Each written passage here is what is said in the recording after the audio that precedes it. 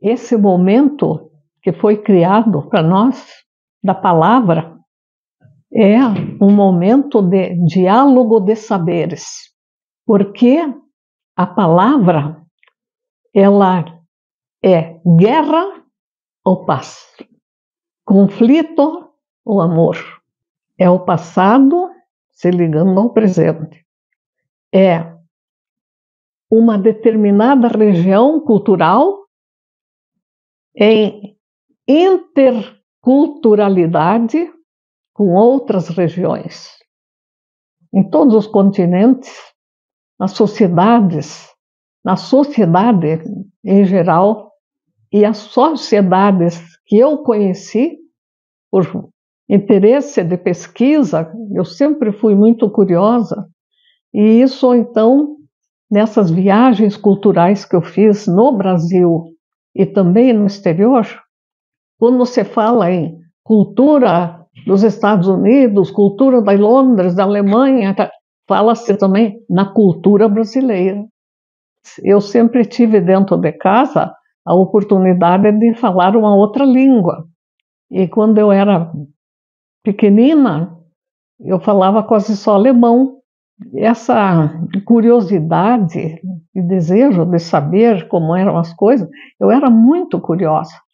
Eu morava na cidade, mas eu participava da festa nas colônias, então eu via como é que era o costume dos alemães festejarem o Natal, o dia 1º do ano, com festa, indo na casa dos amigos. Nós formávamos primeiro um grupo de crianças, depois eu já era maiorzinha, eu ia no grupo dos grandes também, para aproveitar.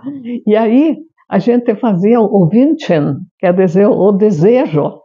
Ich wünsche ein ganzes neues Jahr mit viel Glücklichkeit, etc., tudo em alemão, né?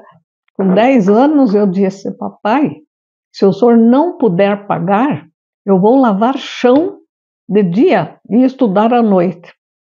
Aí ele disse não. Então, ele trabalhou mais além, caixeiro viajante também, minha mãe costureira, e eu fui estudar em Ponta Grossa.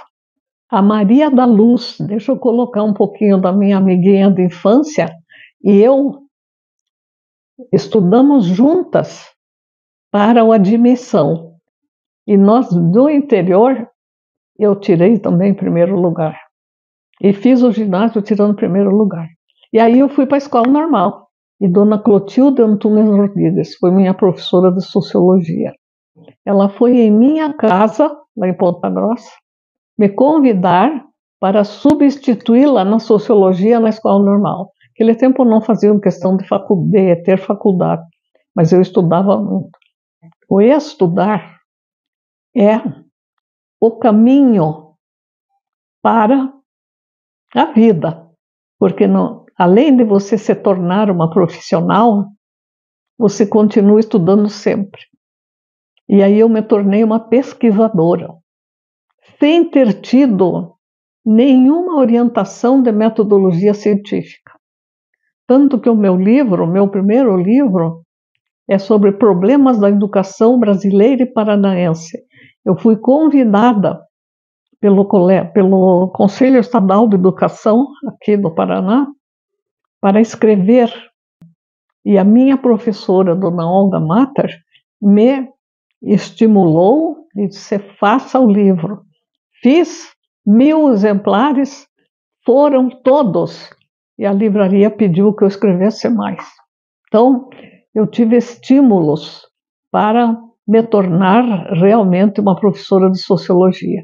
E acredito até hoje, porque pela sociologia eu fui também para o mestrado, para o doutorado e pós-doutorado, e até hoje eu sou professora no doutorado do meio ambiente, o primeiro no Brasil. Quando eu expus a minha preocupação, a gente não tinha ainda bibliografia nenhuma sobre meio ambiente no Brasil. Isso aí foi bem no início, o nosso curso foi o primeiro criado no Brasil. Então, foi um desafio. E eu falei para aqueles doutores o que eu sentia, o que eu pensava que eu poderia fazer dentro da sociologia para melhorar o meio ambiente. E eles ficaram bem impressionados. A doutora Magda disse assim: essa professora tem que ser professora de Sociologia, de Educação Ambiental. 32 anos responsável pela educação ambiental, e eu introduzi a ecoformação também. E agora, há 3, 4 anos, é que eu passei para uma outra colega, mas ainda trabalho com ela, quando é oferecida a nossa disciplina. Esse dom, agradeço a Deus, de ser professora, que meus pais contavam sempre, quando perguntavam, em geral perguntam para a criança, o que você vai ser? Eu só dizia, ser professora. E se hoje eu fosse escolher, eu também queria ser professora, porque é uma profissão que só me deu alegrias, muitos desafios para fazer os concurso na Federal, depois apresentação de tese em São Paulo, depois na Alemanha, na Espanha, eu desafiei tudo e fiz. Mas a palavra, o que eu gostaria de dizer é que eu sou professora. A academia é um espaço acadêmico, cultural, intelectual, mas também de carinho, de amizades, de perpetuação do desejo do saber, assim como é a filosofia. Porque eu falei muito na sociologia, mas eu gostaria de acrescentar: a filosofia é ser amante da sabedoria. O próprio Pitágoras criou o termo, e a filosofia existe até hoje para explicar as coisas metafísicas, vão além da física. É você chegar ao transcendental. Isso é muito gratificante. Quando você sente que chega lá, é um processo de desenvolvimento do diálogo de saberes. E esse diálogo pressupõe a interação de várias ciências. Nós precisamos do conjunto das ciências, das brechas, das fronteiras das ciências para se completarem, para poder explicar um estudo. Isso significa um estudo. Como Edgar Morin colocou, é estar antes, entre e além do problema de estudo. E isso não é fácil. Tem que ser de pessoas que queiram, que desejem o desenvolvimento da sua mente, do seu espírito criativo. E aí entra o corpo criante. Sabe o que está faltando? Ainda?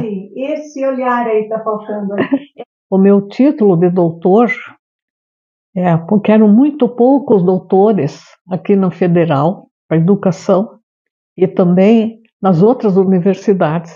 Então, esse meu título contribuiu para a criação do pós-educação, da mestrado em educação, em Ponta Grossa, em Blumenau, na Univille e na FESP, aqui, a Fundação de Estudos Sociais do Paraná.